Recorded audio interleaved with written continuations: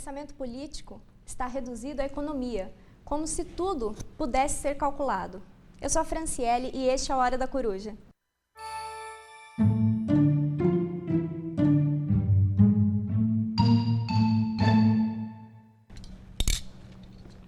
Boa noite, pessoal. Essa é a primeira vez que a gente fala boa noite, não é? Nossa Hora da Coruja agora, às 10 horas.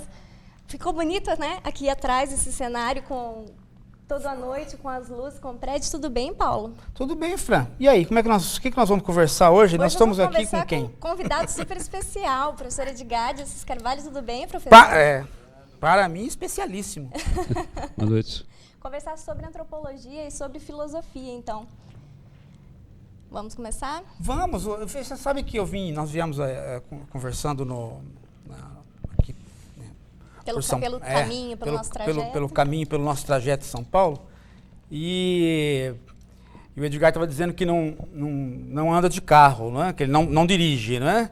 Mas ele não dirige, mas os outros dirigem em cima dele, né? Porque eu estou aqui, olha com que eu estou aqui, olha só o que eu tenho aqui na mão, ó. Nossa, você pode tirar isso. Vocês sabem o que é isso aqui? Vocês não têm ideia do que é isso aqui. Vocês não têm ideia do que é isso aqui. Isso aqui é quando um antropólogo é atropelado. Aí, em vez dele ficar choramingando, ele acaba escrevendo o virado do avesso. Eu achei isso fantástico. Eu nunca havia imaginado, né, que quando acontece assim, um acidente pessoal, você possa transformar num livro e fazer um grande sucesso. Porque, inclusive, este livro rodou na mão de todas as minhas amigas, da minha mãe, de todo mundo mais. Falaram, é maravilhoso, adorei essa ideia de...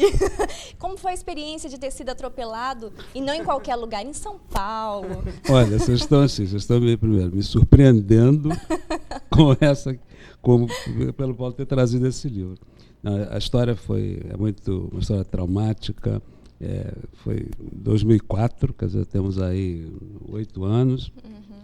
E foi alguma coisa que me deixou assim à beira da morte mesmo, né? Quer dizer, um negócio, 1 ano de restabelecimento, 30 dias de hospital, pino por toda parte. Isso que vocês estão vendo aqui é um outro Edgar, porque o que tem de pino aqui no ombro, no rosto, tem cirurgia plástica, tem o diabo a 4. E quando eu tive alta, eu decidi, eu tenho que fazer alguma coisa para exorcizar esse dia tão maldito de outubro de 2004. E eu comecei a pensar em escrever alguma coisa. E liberei o meu analista, disse, eu não quero mais fazer análise. Depois voltei, né? Porque a análise é uma coisa que a gente faz sempre. Como filósofo, antropólogo, acho que não é bom parar de fazer análise nunca, né? Eu pensei que eu poderia, e decidi escrever o livro. Uhum. Né? E aí o livro foi escrito na pulsão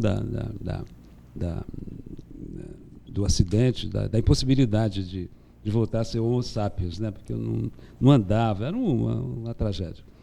E então lancei o livro 1 ano depois, que eu tive alta definitiva, porque teve cadeira de roda, teve muleta, teve bengala, teve tudo que vocês podem imaginar. E aí o livro foi lançado e foram todos os médicos do hospital, porque eu falo deles bastante, aí eles ficaram meus amigos, na verdade. E aí eles disseram assim para mim, eu quero ver se você vai falar direito da gente.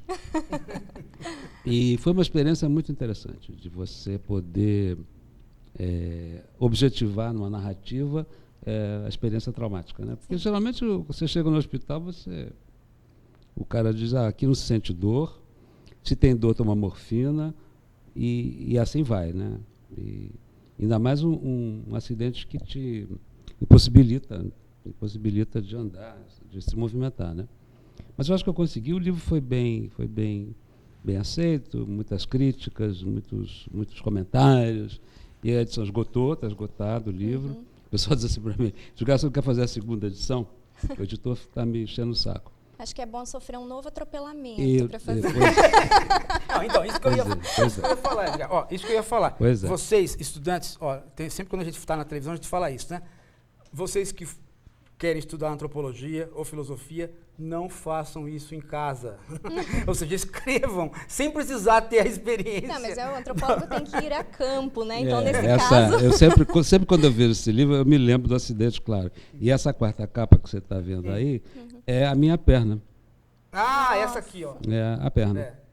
Tem cheia de uns pinos que colocam para a perna ter a primeira sustentação. Eu li na época, né? Estou aqui, ó, com a dedicatória de Edgar, li na época e depois li mais vezes, porque eu fiz um livrinho chamado O Corpo, mas eu não falo absolutamente nada do meu corpo, né? Os filósofos têm um pavor de falar de si próprio, né?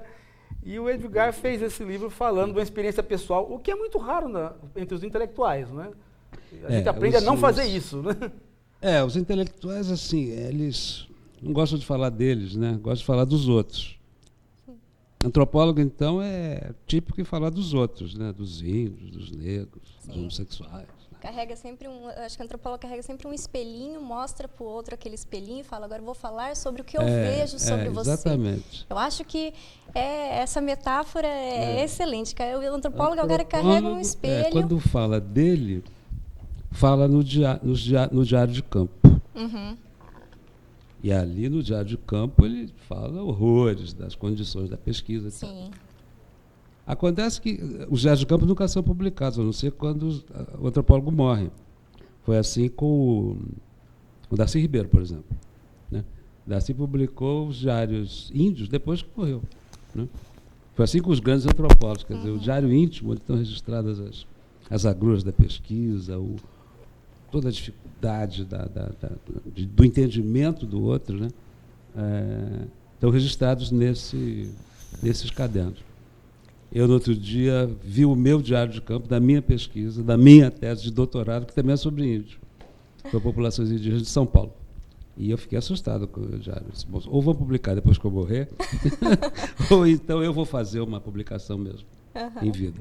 Porque eu acho que é importante a pessoa saber o que acontece aqui dentro, quando você está em campo, quando a experiência, você vai ter uma experiência inusitada, né, de contato com o outro. Né? Bom, e falando sobre essa experiência íntima, né, inusitada, essa semana teve aquele problema com as fotos da Carolina Dickmann.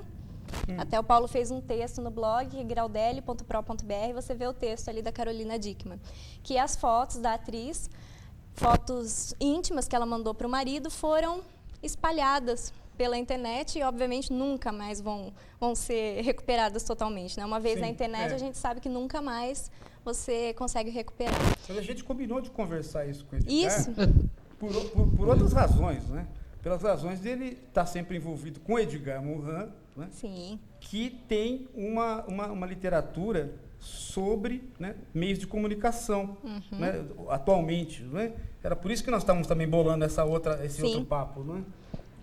O Morin, ele... Bom, é bom dizer, né, que ele é um pensador que hoje tem 91 anos, vai fazer 91 anos. E essa entrada dele na comunicação, tinha em Paris um centro de comunicação, cultura e comunicação de massa, era uma coisa mais antiga, quando ele estudava o cinema, e somente o cinema, teatro pouco, mas o cinema principalmente. Né? Então, é um tema de pesquisa um pouco mais remoto. Né? Depois dos anos 70, ele se dedicou a outra seara. Né? Mas ele virou dizem que ele virou mais filósofo do que antropólogo. Porque a gente é assim, quando você começa a sair da sua especialidade disciplinar, as pessoas dizem que você não é mais aquilo. Sim. Mas dizem isso de mim também. Dizem assim, Edgar não é mais antropólogo. Ele já é meio psicanalista. Sim. Dizem que eu sou meio místico. Fala o diabo. Né? Porque eu saí um pouco da questão da antropologia, né? Assim, pelo menos da tradição antropológica. Acho que por isso que... Eu vi a tua matéria sobre a Carolina hoje. E eu achei interessante, porque a mídia está aí divulgando isso. Né? Isso virou um objeto de culto. Sim. Né? E hoje, eu estava comentando com o Paulo isso na vinda para cá, que os jornais de São Paulo, principalmente a Folha, deu um destaque imenso à matéria. Né? Não sei se você deve ter visto. mostrando assim as atrizes que tinham sofrido coisas parecidas. Né? Eu não lembro do nome de todas, mas me faz lembrar a Paris Hilton, que eles falam, a Scarlett Johansson, né? E agora a Carolina Dickman, né? Que está aí com um destaque incrível. Né? Quer dizer, é um negócio que acho que ela nunca teve tanta exposição na mídia quanto agora. Principalmente porque existia aquela ideia de que ela sempre falou que nunca posaria para Playboy, jamais gostaria de fazer isso, né? Mas agora...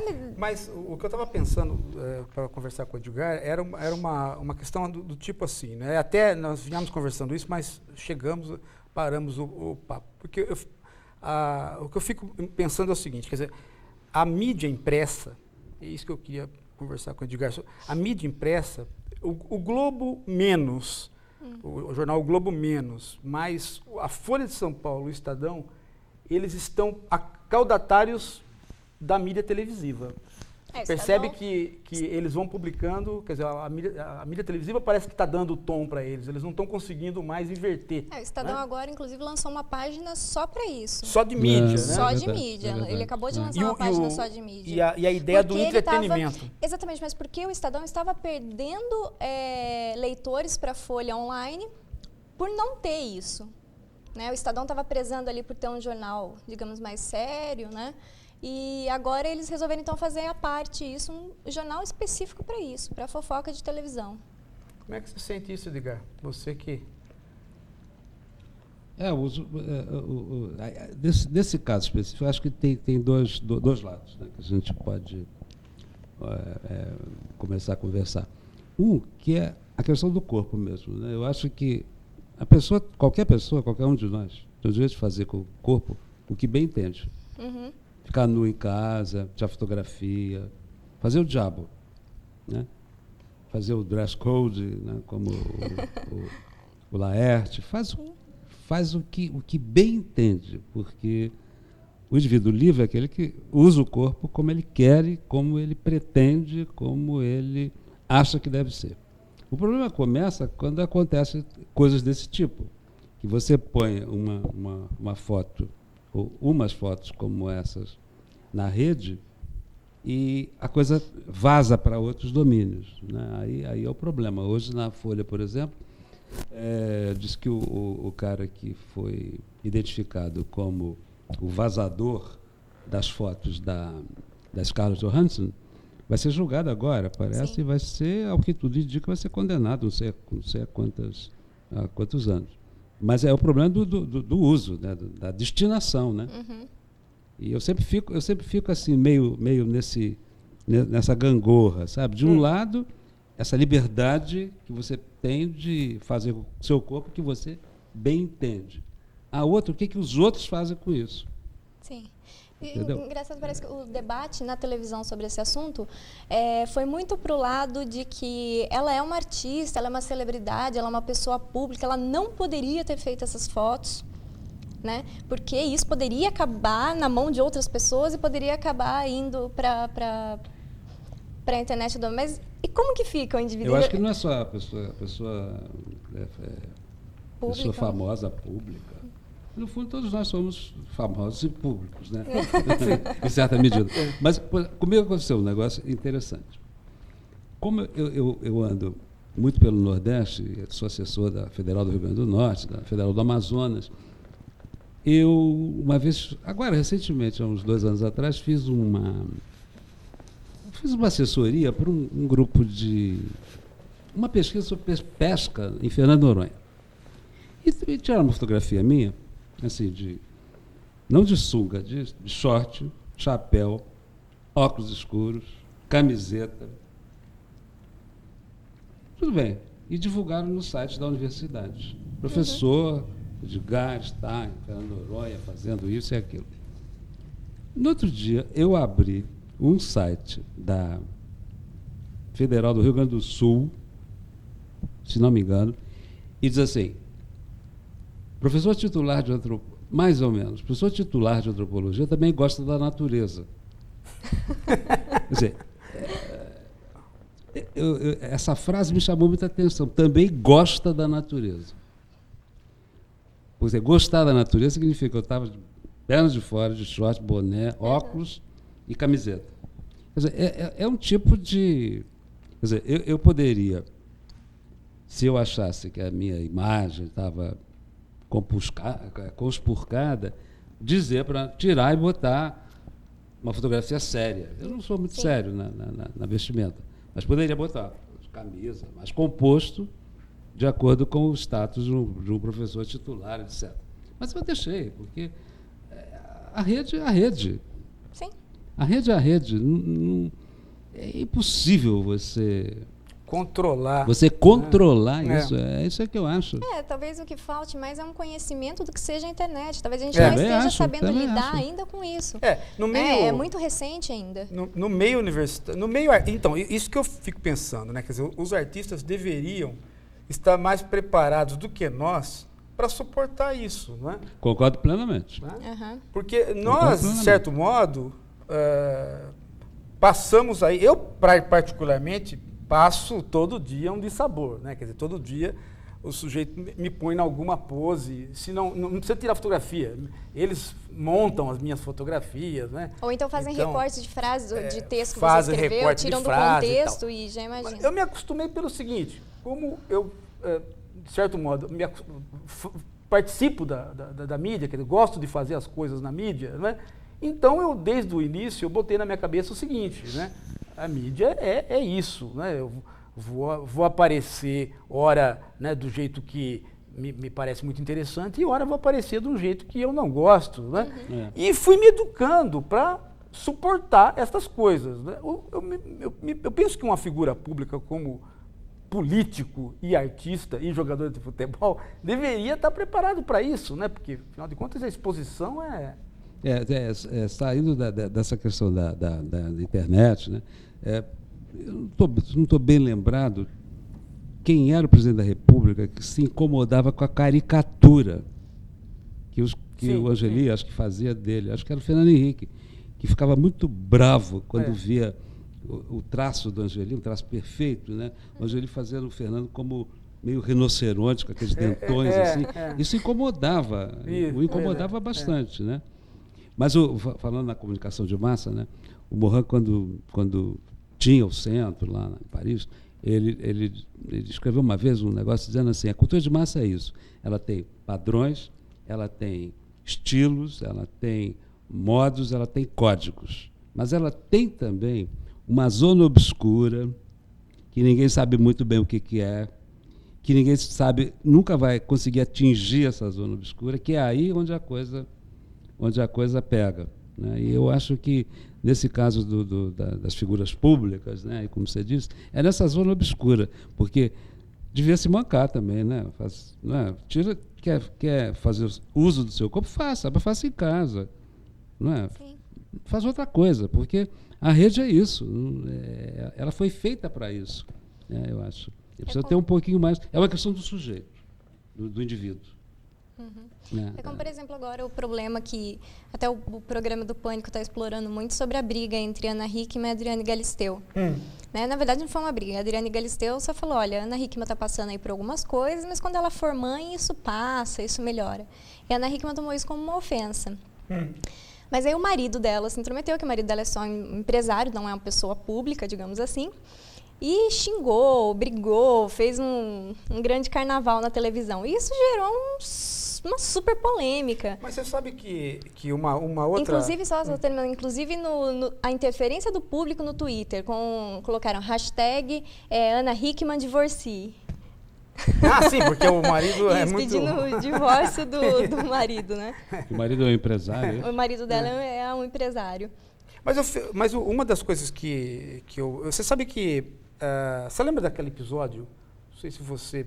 Eu não assisti na época, mas depois aquilo repercutiu. Eu acabei fazendo aí uma gravação para a Folha, naquela partezinha que a Folha de São Paulo faz uma gravação, Rádio Folha, né? Comentando um episódio desse, que foi o episódio que acabou fazendo com que o Rafinha Bastos fosse demitido da Bandeirantes, né? Por conta de uma piada, que foi uma piada chamada piada de mau gosto, mas afinal de contas trata-se de uma piada, não é? E isso, Edgar, quando você... Essa onda completa das pessoas se irritarem com tudo, né? Seria essa onda do politicamente correto agora. Que no fundo, também concordo, do politicamente correto, que no fundo é um conservadorismo disfarçado. Sim. É um conservadorismo disfarçado de progressismo. Eu hoje, sabendo que eu vim aqui no programa, eu já tinha... O Paulo mandou uma mensagem para mim dizendo assim, olha, a gente trata também de assuntos do cotidiano, né? Aí hoje eu fiz um teste. Foi muito engraçado isso. Eu fui na academia onde eu treino, eu disse, olha, eu vou fazer hoje, participar de um negócio com um amigo, não sei o que, uma conversa, e esse assunto aí da Carolina vai certamente rolar. O que você acha? Aí perguntei para uma amiga minha, que faz academia do meu lado, perguntei para a recepcionista, as respostas foram as mais desbaratadas possíveis. Uma delas diz assim, ela não devia ter feito isso. A outra foi, quer ficar nua? Fica para o marido no quarto. Então, no fundo...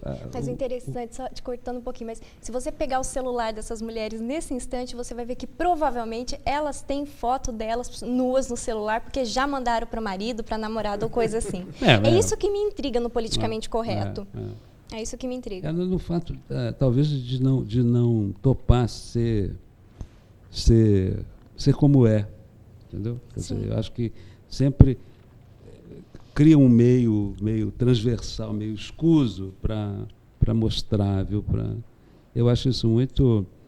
um sintoma de o Freud costumava falar do mal-estar na civilização. Eu acho que isso é um sintoma do mal-estar que a gente vive hoje, no mundo contemporâneo.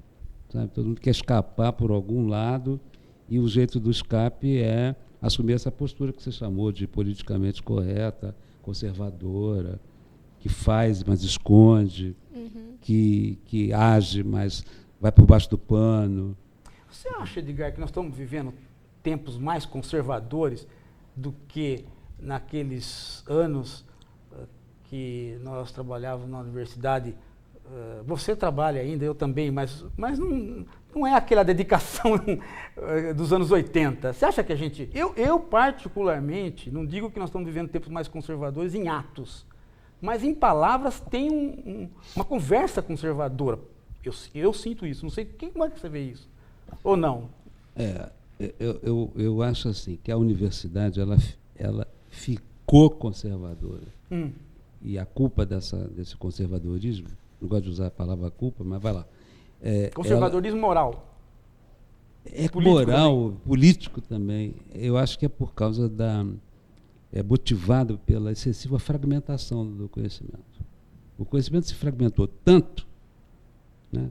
Quer dizer, que as áreas não conversam uma com as outras e a coisa cada um foi sendo cioso do seu pedaço, do seu fragmento, e isso assumiu um aspecto muito, muito grave na universidade, eu acho. E porque nesses governos, somente acentuou bastante, no governo do Fernando Henrique também, mas nos anos do Lula e agora, toda a regulação da universidade é em cima do produtivismo, do quantitativo. Sim. Então o cara vai acabar com você para publicar um outro artigo, para ele ter mais pontos no currículo dele. É um negócio horroroso. Eu acho que o conservadorismo está por aí também. Talvez venha daí o problema do... Guetos. Esse problema que você estava comentando, da pessoa não entender que o intelectual é aquele que dialoga com todos os conhecimentos, com todas as áreas, com o cotidiano, não é? Você está tocando aí num assunto importantíssimo, né? Porque eu sempre costumo me pautar assim, por uma das definições que o Edgar Morin dá do intelectual. Ele diz mais ou menos o seguinte: que o intelectual é aquele que ousa sair da competência disciplinar, que é uma ousadia, sair da competência do antropólogo ou do filósofo, como o Paulo faz. E a gente começar diz o Morin assim, para refletir sobre os fenômenos mais amplos da cultura. Esse é o antropólogo. Sei. E daí, o que a universidade faz com você? Ela tira o pertencimento disciplinar. Eu não sei bem do Paulo, mas eu imagino que muita gente deve dizer dele assim: Paulo Geraldo também não é mais filósofo. Ele é um midiático. Midiático. Como dizem de mim que eu não sou mais antropólogo, né? Místico, psicanalista e coisas e piores. Você sabe que quando o Richard Rorty deixou de ser um filósofo exclusivamente analítico, né, da tradição americana, ele quis sair de Virgínia e ir para Stanford, porque prometiam para ele uma cadeira de humanidades, portanto uma cadeira interdisciplinar, né? Por questões burocráticas, não foi criada a cadeira, embora ele tenha ido para lá. E aí a saída foi ele ficar com uma cadeira que se chamava era uma cadeira de teoria literária, né? Que foi mais ou menos uma saída para ele poder voltar a fazer o que os filósofos faziam. Né? Afinal de contas, os filósofos dos anos 20, 30, até 40, 50, o sujeito era filósofo exatamente porque ele tinha uma discussão ampla, né? Depois a filosofia ficou isso que a gente conhece aí, que é você discutir se o umbigo do Wittgenstein era fechadinho ou não era fechadinho. Com o Edgar Morin acontece coisa parecida. Ele é um homem que fez sociologia, fez história, fez filosofia, não sei o quê. Todas as vezes que ele veio ao Brasil, eu estou com eles sempre. Ele vai no Roda Viva, ele vai na mídia, o jornalista vai entrevistá-lo, e é sempre assim. Sempre a dificuldade é tão grande de qualificá-lo como sociólogo, antropólogo, cientista político, que dizem, sabe o quê? Pensador. Ele é um pensador, quer dizer, isso é bom e também reflete um grande preconceito que as pessoas têm contra indivíduos que extravasam a competência disciplinar, né? Bom, vou fazer um intervalinho agora. Já? Isso. Vamos deixar o ponteiro dar uma voltinha aí no relógio. A gente volta em um minutinho só.